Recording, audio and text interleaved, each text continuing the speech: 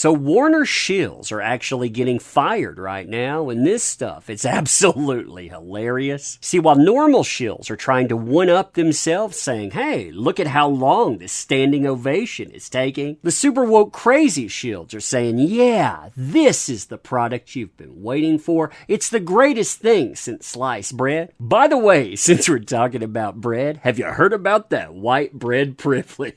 Yeah, even in companies where you're allowed to denigrate the consumers, to say that the fans don't matter, apparently there are lines. You and I, we're going to talk about one of those lines being crossed today. Yeah, this person right here, they got fired. They probably deserve to be fired. Fun times, huh? Fun times indeed.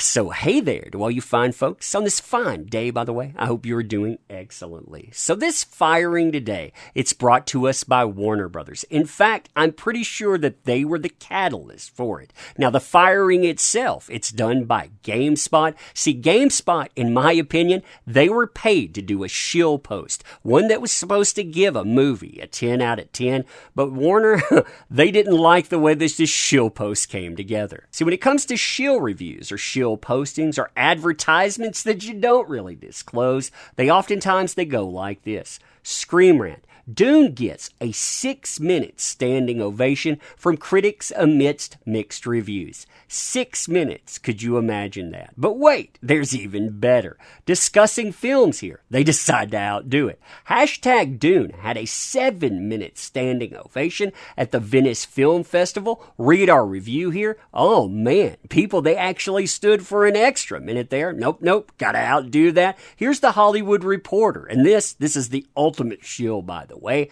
Hashtag Dune received an 8-minute standing ovation at the Venice Film Festival, including praise from the Best Picture winner, Chloe Zhao, who rushed through the aisles to meet the director of Dune, shouting, fantastic. Now, all of these reviews, they launch on the same day, by the way. All of them, they don't just praise, they overwhelmingly praise this. They all give it a 10 out of 10. In fact, when you look at this one at first, well, it's easy to overlook it and really the mistakes it makes. Dune Review, the one you've been waiting for. This version of Dune is the best possible adaptation of a classic sci-fi novel. It's only when you start looking deeper that you really notice the problem. Check this out here. The good, fantastic ensemble cast spends time getting to know each character, awe-inspiring scale, practical sets and effects that look good, gorgeous music and cinematography, effectively adapts the novel to the screen. The bad, like the original story, relies on the familiar white savior tropes. Wait a minute. 10 out of 10. That's essential. Now, typically, what we're going to look at right here, it wouldn't be an issue for GameSpot. They have plenty of articles that look just like this, but the problem is the 10 out of 10. The problem is that this is a shill post, and yeah, Warner can't be happy about this statement that comes with their movie that's yet to come out. Quote, the elephant in the room, if there is one, is the fact that Dune is an almost 60-year-old story that suffers from a reliance on the all-too-familiar white savior trope. Paul Atreides, a powerful young white man, is hailed as a messiah and the fulfillment of prophecy by many, though not all, of the brown-skinned residents of Arrakis. The vague unease this trope imparts might have been castigated by casting a non-white actor in Paul's role, although one can hardly complain about, well, the actor himself. And during recent interviews with the press, including GameSpot, the actor has said he views Dune's larger story as the rebuttal of the white savior tropes. This may not come across in this chapter, but I'm inclined to give the visionary director the benefit of the doubt and see where the tale goes next. Now, right there, they tell you they have never read Dune. They have never read any of the accompanying books. They don't know about the characters, the jihad, the 61 billion plus people killed. Yep, but 10 out of 10, despite the white savior trope, right?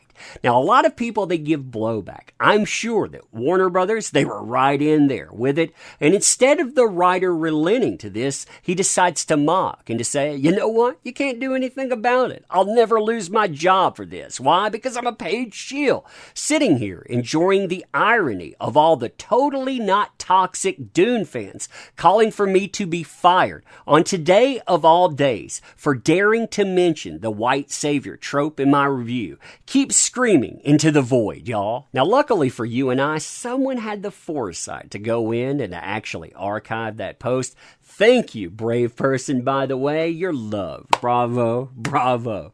Why do I say that, by the way? Because this person here, they decided they were going to take down their post. Apparently, it was a little too embarrassing.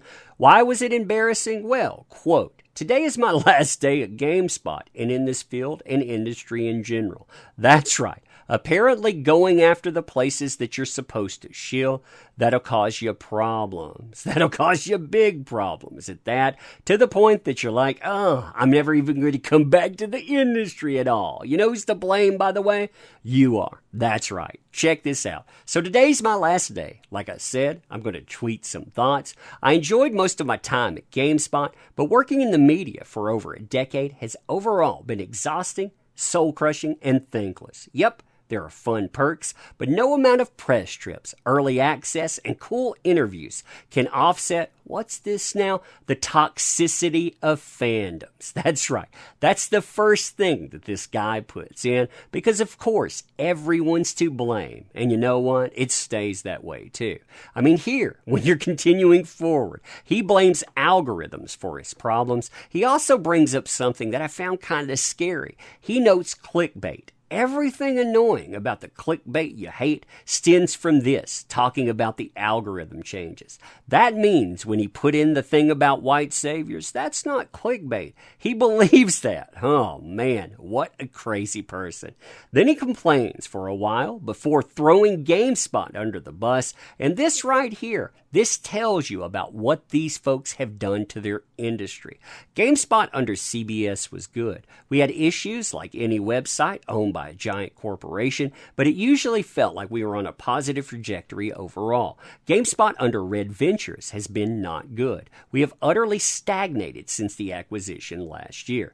Most of Giant Bomb's founders leaving a while back was big news, but GameSpot losing 15 to 20 team members in the past 8 months was too gradual for anyone to really notice. And that's not counting the initial layoffs. By the way, none of these positions were ever backfilled. Yep, a woke Warner Shill ended up getting fired from GameSpot, and there should be a lesson in this stuff for them. But you know what they took away from it? Everyone else is the problem, but me, all of my friends here that end up getting fired and are wrecking an industry. Yep, not our faults. Not our faults at all. Oh, man. But anyway, let me know what you think about this stuff. And as always, appreciate the heck out of you. You make this stuff work, so thank you. Want to help out the channel? There are many links in the description. Check those out, by the way, especially the top one. Check that out. But you being here, I appreciate that. Thank you. These places never learn. Woe be it unto them. But anyway, thank you. Appreciate you. Ending here. See you.